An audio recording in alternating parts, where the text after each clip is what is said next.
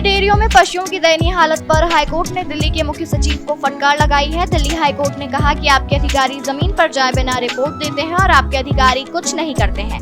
Delhi high court ने मुख्य सचिव से कहा कि आपको खुद जमीन पर जाना चाहिए। आपको पता चलेगा कि आपके अधिकारी जो कह रहे हैं और जो जमीनी हकीकत है उसमें कितना अंतर है। अगर आप जमीन पर जाएंगे तो आपके अधिकारियों में भी मैसेज जाएगा और वह भी नियमित विजिट करेंगे।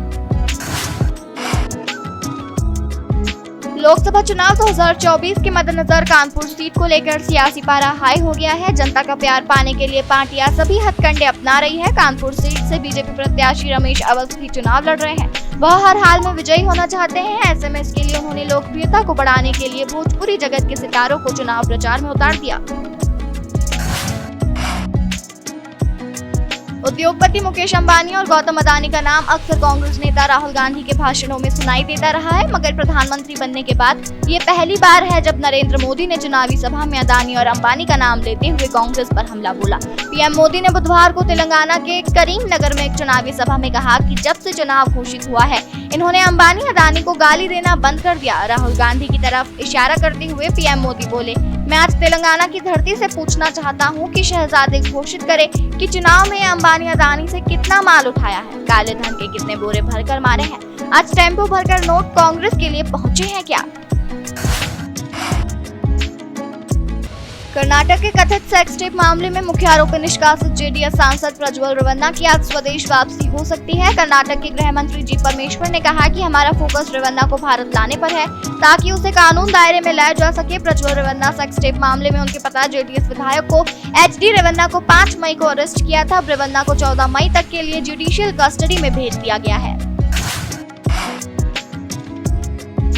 बीएसपी संगठन से हटाए जाने के बाद आकाश आनंद ने चुप्पी तोड़ी है। आकाश आनंद ने एक्स पर पोस्ट किया। आकाश ने लिखा कि मायावती जी आप पूरे बहुजन समाज के लिए एक आदर्श है।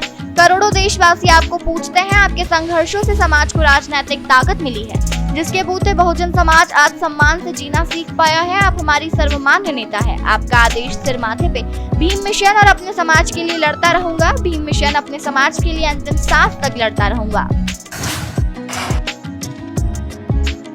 कांग्रेस नेता सैम पित्रोदा ने इंडियन ओवरसीज कांग्रेस चेयरमैन पद से इस्तीफा दे दिया है। उन्होंने भारतीयों को लेकर नस्लवादी बयान दिया था जिसके बाद प्रधानमंत्री नरेंद्र मोदी समेत कई भाजपा नेताओं ने कांग्रेस पर तीखा हमला किया। कांग्रेस ने भी सैम पित्रोदा के बयान से किनारा कर लिया था। कांग्रेस ने सैम पित्रोदा के इस्तीफे को स्वीकार कर लिया।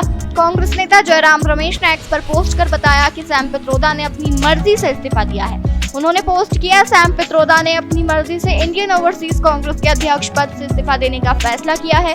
कांग्रेस अध्यक्ष ने उनका इस्तीफा स्वीकार कर लिया है। 3 निर्दलीय विधायकों समर्थन वापस लेने से मुख्यमंत्री नायब सिंह सैनी के नेतृत्व वाली बीजेपी सरकार अल्पमत में आ गई है। इस बीच हरियाणा के नायब सिंह सैनी सरकार को गिराने के लिए कांग्रेस और जेजेपी साथ आ सकते हैं। प्रदेश के पूर्व डेप्यूटी सीएम दुष्यंत चौटाला ने ये संकेत दिए हैं। दुष्यंत चौटाला ने कहा कि अगर कांग्रेस राज्य में बीजेपी सरकार को गिराने का प्रयास करती है तो हम उसकी मदद को तैयार है। वहीं दुष्यंत चौटाला के इस बयान पर पूर्व सीएम भूपेंद्र सिंह हुड्डा की प्रतिक्रिया भी आ गई है।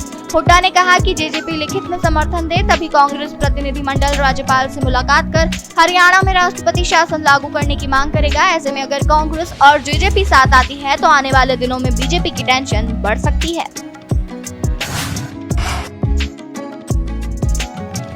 भारत से तनावपूर्ण रिश्तों के बीच मालदीव के विदेश मंत्री आज नई दिल्ली में रहेंगे। मालदीव से भारतीय सैनिकों की वापसी की डेडलाइन से एक दिन पहले विदेश मंत्री मूसा जमीर के भारत आने को दोनों देशों के मौजूदा रिश्तों में एक नए मोड़ की तरह देखा जा रहा है। मूसा जमीर की भारत यात्रा से पहले मालदीव के पर्यटन मंत्री इब्राहिम फजल भारतीय पर्यटकों से मालदीव आने की अपील कर चुके हैं। उन्होंने कहा है कि भारत और मालदीव के रिश्तों का इतिहास रहा है। भारत ने पहले भी उनके देश की मदद की है और एक बार फिर दोनों देश मिलकर काम करना चाहते हैं। सीरम इंस्टीट्यूट ऑफ इंडिया ने कहा है कि उसने दिसंबर 2021 के बाद से ही कोविशील्ड वैक्सीन बनाना बंद कर दिया है। इससे पहले फार्मास्यूटिकल कंपनी एस्ट्राजेनेका ने कहा कि वो दुनिया भर की बाजारों से अपनी कोविड वैक्सीन वापस लेने जा रही है। सीरम इंस्टीट्यूट ऑफ इंडिया ने एस्ट्राजेनेका के साथ मिलकर ही कोरोना महामारी के दौरान कोविशील्ड वैक्सीन बनाई थी।